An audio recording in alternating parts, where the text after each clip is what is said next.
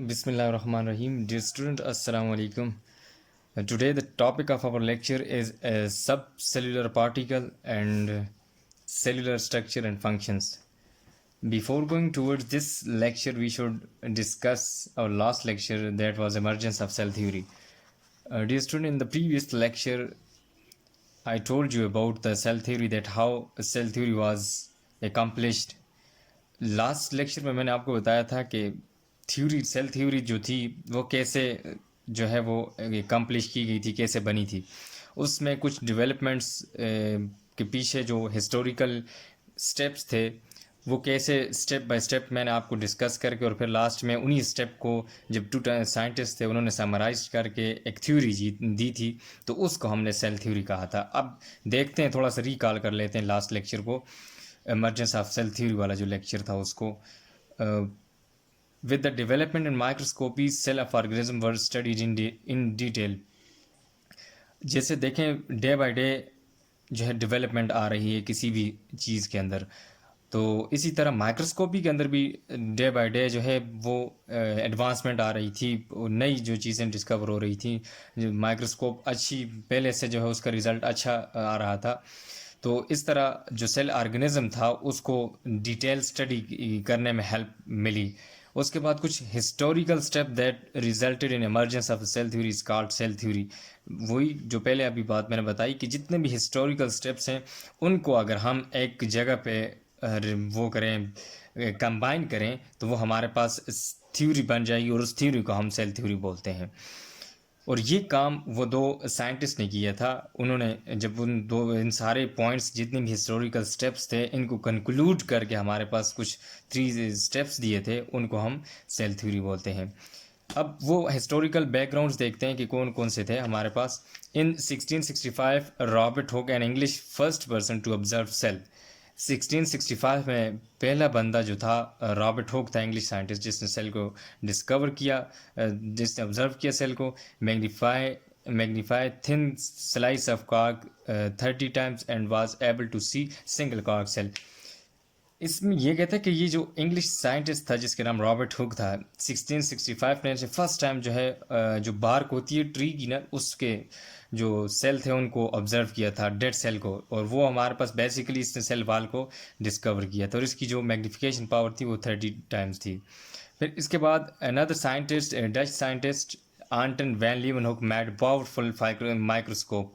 उसके बाद एक लीवनहुक था जिसने पावरफुल माइक्रोस्कोप बनाई, magnify pond water 300 times and saw the tiny unique cellular creature in it. उसकी जो माइक्रोस्कोप थी वो 30 टाइम्स उसकी मैग्नीफिकेशन पावर थी, जबकि ये जो लीवन हुक वाली माइक्रोस्कोप थी इसकी जो मैग्नीफिकेशन पावर 300 टाइम्स थी किसी भी ऑब्जेक्ट। तो इसने वो जो पौंड वाटर था उसके अंदर जो है वो यूनिसेलुलर ऑर्गेनिज्म को देखा, पहला लिविंग सेल इसने देखा था। Called the creatures these creature as animalcules. इसने पहले जो है एनिमल सेल यानी छोटा एक एनिमल है, एनिमलक्यूल्स उसने मैंने आपको बताया था, स्मॉल एनिमल को कहते हैं, जो इसने डिस्कवर किया और इसको नाम दिया था, एनिमलक्यूल्स का नाम दिया था।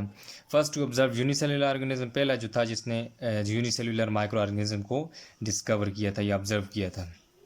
फिर इसके बाद एक दूसरा साइंटिस्ट था in 1809, French scientist Jean Baptiste de Lamarck observe cells. इसके बाद जो फ्रेंच साइंटिस्ट था जीन बैप्टिस्ट डी लिमार्क, इसने भी ऑब्जर्व किया and concluded that all living organism are made of cells. और इसने कंक्लूड किया कि जितने भी ऑर्गेनिज्म हमारे पास हैं वो सेल से बने हुए हैं। इन 1831 German botanist Robert brown discovered nucleus. वैसे तो सारे साइंटिस्ट ने जो है वो सेल को डिस्कवर इससे पहले जो किया था, सेल को डिस्कवर किया था, मतलब आउटर मोस्ट जो बाउंड्री थी वो जो एक शेप नज़र आ रही थी सेल की, बस वही। लेकिन ये जर्मन साइंटिस्ट जो था 1831 में रॉबर्ट ब्राउन था, इसने न्यूक्लियस को डिस्कवर किया। तो इस कॉन्सेप्ट से जो है सेल थ्योरी मज़ीद आगे बढ़ने लगी, क्योंकि एक नई चीज़ जो है वो सामने आ गई कि इससे पहले तो सिर्फ सेल था, लेकिन अब सेल के अंदर तो पता नहीं था। लेकिन इस discovery of nucleus leads toward the modern और new concept about the cell theory. उस जो सेल था उसके बारे में नए कॉन्सेप्ट की तरफ इसने लीड किया। फिर 1838 German botanist Matthias Schleiden prove plants are made up of cells. जो श्लाइडन था उसने ये प्रूव किया कि प्लांट्स जो हैं सारे सेल से बने हुए हैं। फिर इसी तरह दूसरा शवान था एनिमल, जिसने ये एनिमल को प्रूव किया कि जितने भी एनिमल्स हैं वो सेल से मिलकर बने हुए हैं। तो इससे इन्होंने दोनों साइंटिस्ट ने कुछ पॉइंट्स दिए थे और इन्होंने ये कहा था कि इन सारे जितने भी स्टेप्स थे इनको कंबाइन करके कि all living organism are all animal are plants are made of cells and cell product, some are unicellular some are multicellular. कि इन्होंने ये कहा कि जितने भी प्लांट्स हैं वो तो या यूनिसेलुलर हैं या मल्टीसेलुलर, लेकिन बने हुए सारे सेल से हैं। ये पहला स्टेप था। दूसरा, cells are the structural and functional unit of all living organism. दूसरा पॉइंट ये था कि सेल जो है वो स्ट्रक्चरल भी और functional unit of living organism, जितने भी हमारे पास लिविंग ऑर्गेनिज्म है उनकी जो बेसिक स्ट्रक्चर को बनाने में और जितने भी फंक्शंस परफॉर्म करते हैं वो उनका जो यूनिट है वो हमारे पास सेल है।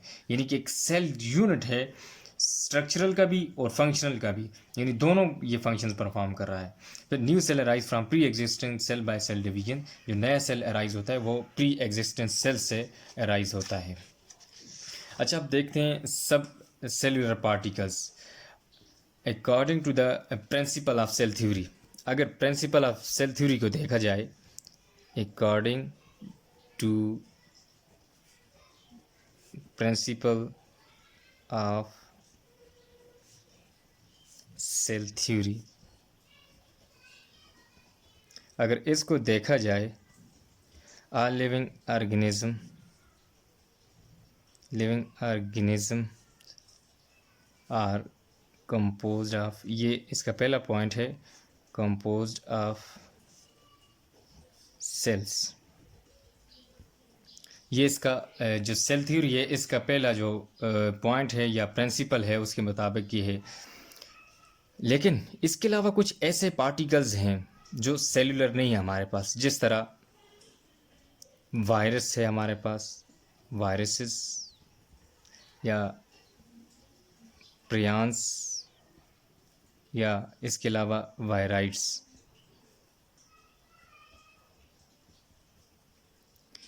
ये जो हैं ये हमारे पास are not composed of composed of sales.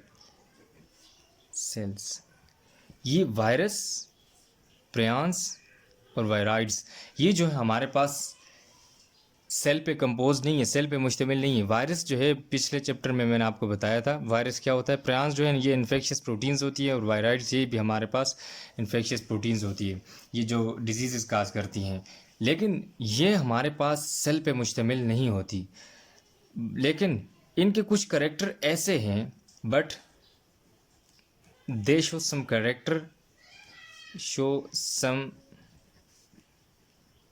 Character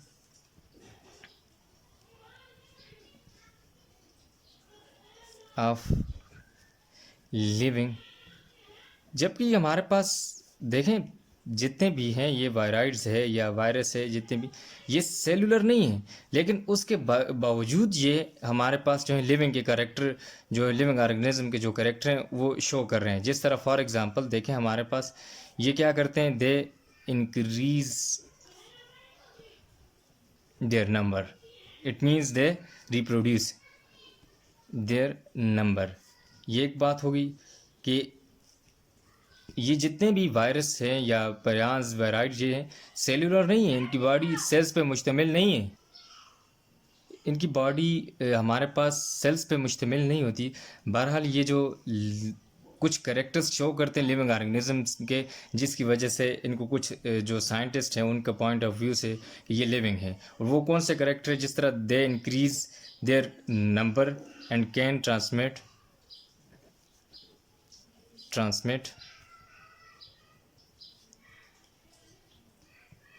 their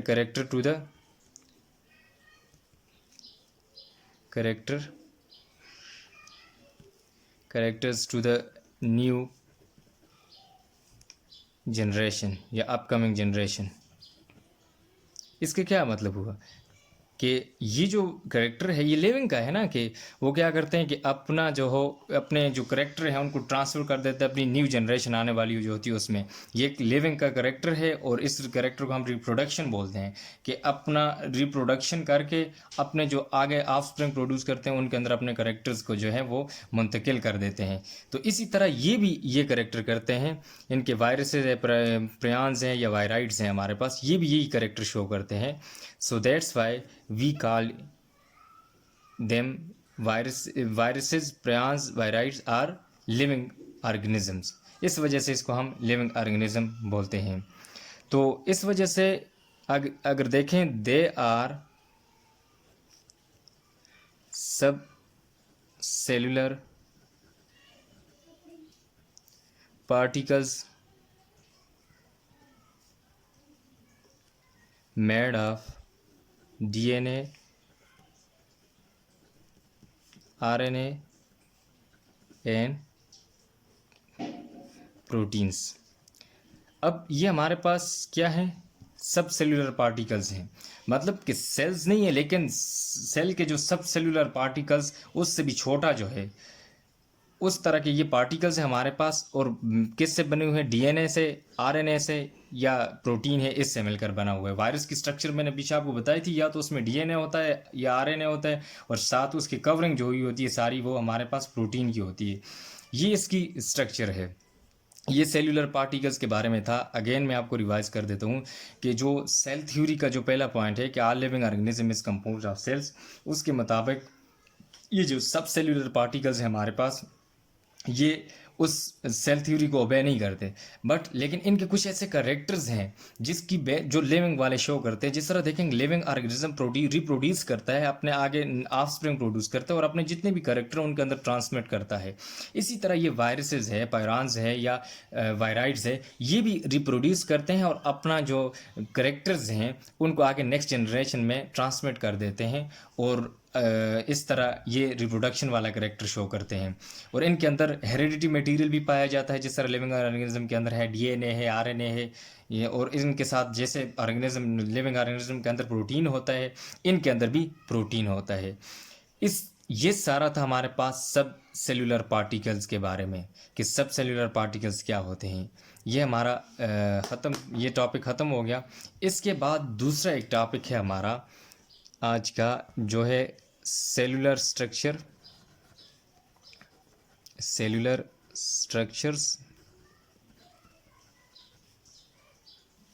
and functions. कि सेल्यूलर स्ट्रक्चर हमारे पास क्या है, सेल की स्ट्रक्चर क्या है और इसके फंक्शंस क्या है हमारे पास, इनको देखते हैं। सेल के स्ट्रक्चर्स, कि सेल की स्ट्रक्चर किस तरह बनती है, कौन कौन से उसमें एलिमेंट्स होते हैं, कौन कौन सी जो उसके कंपोनेंट्स हैं वो, और फिर उनके फंक्शंस देखते हैं। कहते हैं कि आप लोगों ने डिफरेंट काइंड के सेल देखे होंगे। पीछे मैंने आपको बताया था कि दो तरह के हमारे पास सेल्स होते हैं। एक को हम बोलते हैं कैरियाट्स, और दूसरा जो है हमारे पास यूकैरियोट होता है, यूकैरियोट्स।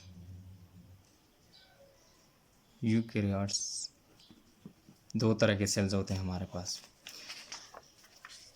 अब इनमें प्रो का मतलब होता है फॉल्स, जबकि कैरियन का मतलब होता है, pro means false and karyon mean nucleus. इसका मतलब न्यूक्लियस। और यू का मतलब ट्रू। मीनिंग्स जो होते हैं इसके, true and karyon mean nucleus.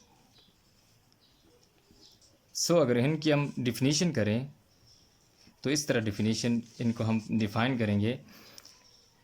Prokaryotes, that type of cell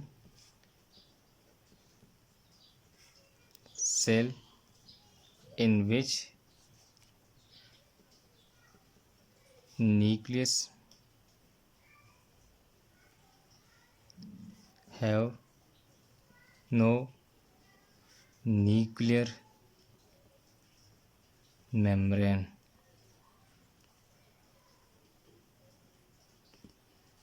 इसको मैं आपको डायग्राम के ज़रिए समझा देता हूँ।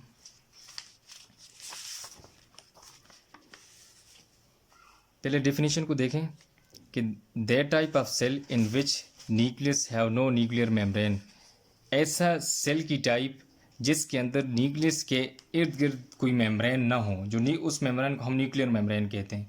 तो इस तरह ये जो न्यूक्लियस होगा, ये जो सेल होगा, इसको हम प्रोकैरियोट बोलते हैं। कौन सा? प्रोकैरियोटिक सेल या प्रोकैरियोट। और दूसरा जो है हमारे पास karyon, that type of cell in which nucleus has proper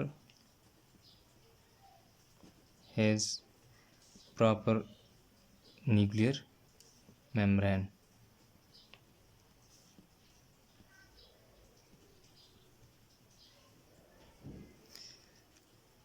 ये ऐसा सेल होता है जिसके अंदर न्यूक्लियस के इर्द गिर्द एक प्रॉपर जो है वो मेम्ब्रेन होती है, कवरिंग होती है। ये अब आपको दो आगे जब आप हायर क्लासेस में जाएंगे तो इनके बाकी डिफरेंसेस भी आपको बताएंगे, लेकिन यहाँ जस्ट आपको मैं बता रहा हूँ कि दो डिफरेंसेस जो है ये इनके मेजर के इसमें किस तरह होता है, ये इसके ज़रिए डायग्राम के ज़रिए मैं आपको बता देता हूँ। ये फॉर एग्ज़ाम्पल आप कंसिडर करें, एक सेल है हमारे पास। क्या है? सेल है। ये इसकी आउटर मोस्ट लेयर है जिसको हम सेल मेम्ब्रेन बोलते हैं। ये तो सब सेल के अंदर होती है, चाहे प्रोकैरियोट है या यूकैरियोट है, आउटर मोस्ट लेयर होती है इसकी।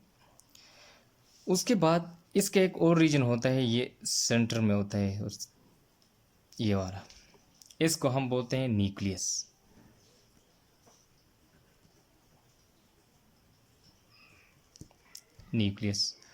अब इस रीजन न्यूक्लियस से लेकर, न्यूक्लियर मेम्ब्रेन से लेकर इस सेल मेम्ब्रेन तक जो रीजन होता है, इसको हम बोलते हैं साइटोप्लाज्म।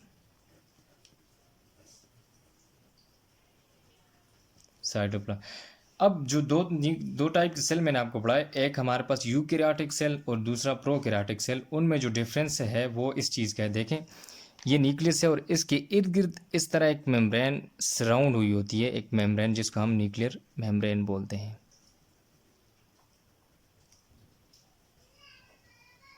Nuclear membrane. जो हमारे पास प्रोकैरियोटिक सेल होते हैं उनके अंदर ये न्यूक्लियस के इर्द गिर्द जो है मेम्ब्रेन नहीं होती, एब्सेंट होती है मेम्ब्रेन। जब एब्सेंट हो, न्यूक्लियर मेम्ब्रेन ना हो, तो वो कौन सा न्यूक्लियस होता है? उसको हम फॉल्स न्यूक्लियस बोलते हैं।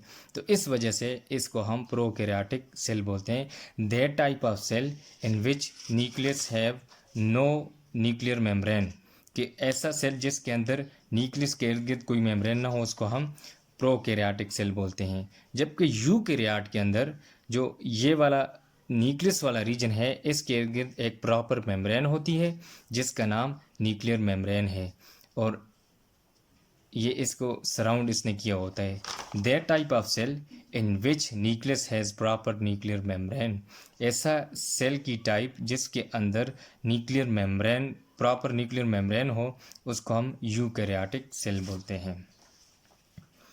अच्छा, इसके बाद देखें, कहते हैं although there are variations among the cells on the basis of their functions, however we will be focusing on generalized cell types। कहते हैं कि इसके अलावा सेल के अंदर जो है वो बहुत सी वेरिएशंस होती हैं। there are variations among cells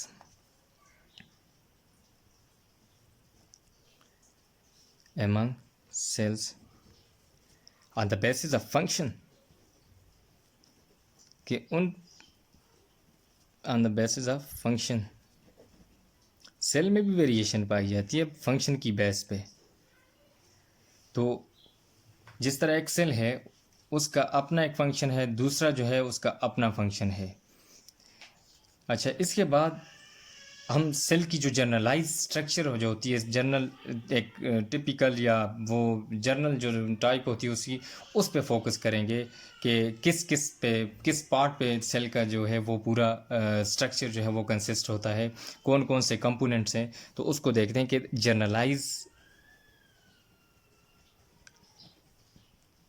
generalised structure of cell. एक जो सेल है उसकी जनरलाइज स्ट्रक्चर को देखेंगे कि उसमें कौन कौन से पार्ट्स होते हैं। तो आज देखते हैं, आज सिर्फ हम देखते हैं कौन कौन से पार्ट्स हैं। मैं आपको बताऊंगा कि ये पार्ट इसके अंदर आते हैं। जिस तरह आउटर मोस्ट मेम्ब्रेन डायग्राम के ज़रिए मैंने आपको बताया इस तरह। फिर इंशाल्लाह कल जो है नेक्स्ट 1 बाय 1 पार्ट को हम डिटेल के साथ स्टडी करेंगे कि कौन सा रीजन है प्रोकैरियोट के अंदर, या जनरली एक सेल को लेते हैं जो चाहे वो जितने भी सेल हैं लिविंग सेल, उनके अंदर कौन कौन सी चीज़ आती है। फिर बताएंगे आपको ये पार्ट प्रोकैरियोट के अंदर होता है, ये यूकैरियोट के अंदर होता है, ये बैक्टीरियल सेल के अंदर होता है, ये प्लांट सेल के अंदर होता है और ये एनिमल सेल के अंदर होता है। बहरहाल यहाँ हम जो है एक जनरलाइज स्ट्रक्चर को स्टडी करते हैं कि मतलब कौन से कंपोनेंट्स हैं सेल के, एक जनरल सेल को देखते हैं। तो अगर हम देखें तो एक जनरल सेल जो होता है कंसिस्ट ऑफ फॉलोइंग पार्ट्स। कौन कौन से पार्ट्स पे मुश्तमिल होता है देखते हैं। पहली जो होती है, सबसे पहला पार्ट जो है वो हमारे पास सेल वाल आ जाती है। ये सेल वाल जो है पहला रीजन है, पहला जो है कंपोनेंट है सेल का, जो आउटर मोस्ट बाउंड्री होती है प्लांट सेल के अंदर और बैक्टीरियल सेल के अंदर। या आगे फर्दर हम जब इसकी डिटेल पढ़ेंगे तो एक एक चीज़ मैं आपको बताऊंगा।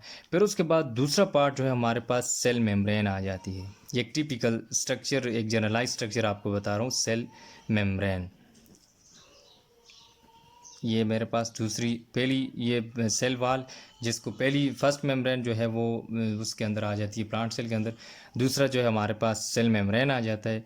तीसरा जो है हमारे पास साइटोप्लाज्म आ जाता है, साइटोप्लाज्म। फिर एक और चीज़ है चौथी, जो सेल ऑर्गेनेलिस होती है, सेल ऑर्गेनेलिस। ये जो है साइटोप्लाज्म के अंदर प्रेजेंट होती हैं, जितनी भी ये सेल ऑर्गेनेलिस होती हैं। इनकी आगे फिर सेल ऑर्गेनेलिस के अंदर अगर देखें, इसके आगे फिर फर्दर जो है वो टाइप्स हैं। जिस तरह गोल्जी बॉडीज़ है हमारे पास, गोल्जी बॉडीज़, फिर माइटोकॉन्ड्रिया,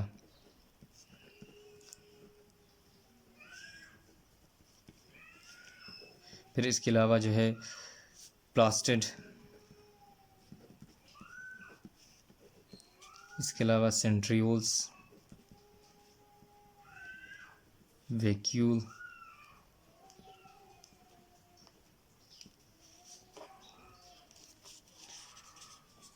क्लोरोप्लास्ट,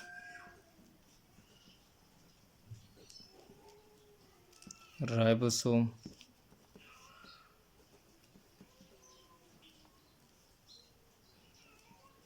इसके अलावा फिर नेक्स्ट जो है हमारे पास lysosome.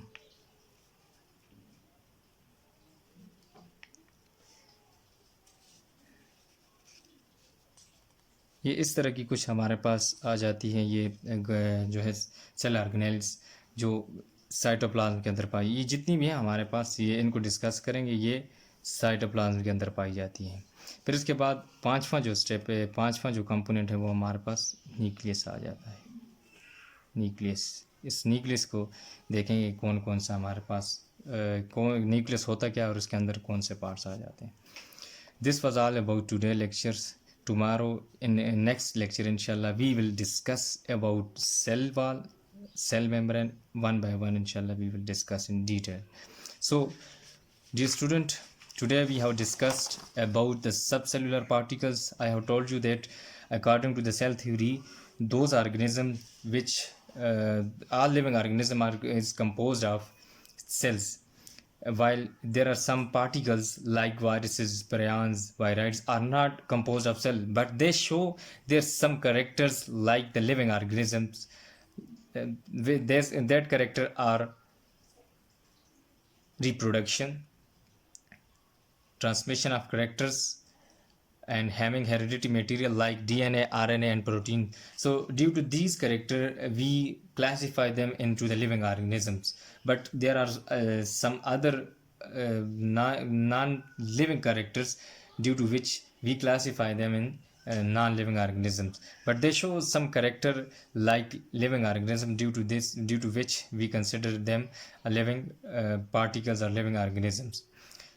After this, we have discussed cellular structure and functions. In the previous lectures or in the previous lessons, you have studied about the cellular types. There are two types of cell. One is prokaryotic cell, and the second one is eukaryotic cell. Pro mean phase and karyon mean nucleus. So that type of cell in which nucleus have no nuclear membrane is called prokaryotic cell. And that type of cell in which nucleus has a proper membrane called nuclear membrane. And that type of cell is called eukaryotic cell. After this, I have told you about the generalized structure of cell, that a cell consists of the following part, where one is the outermost part of the cell is cell wall, and after this cell membrane, and then cytoplasm, and cytoplasms contain various cell organelles like Golgi bodies, mitochondria, plastids, centrioles, vacuoles, chloroplast, ribosomes, lysosome, and last one is nucleus. This was all about the today lecture. If you have any query, you may ask. And today, your home assignment is that you should write a note on cellular structure and its cellular structure, which I have told here. You people, from like this, you should draw, or you should write on a page generalized structure and step in 5 steps, like cell wall, from cell wall to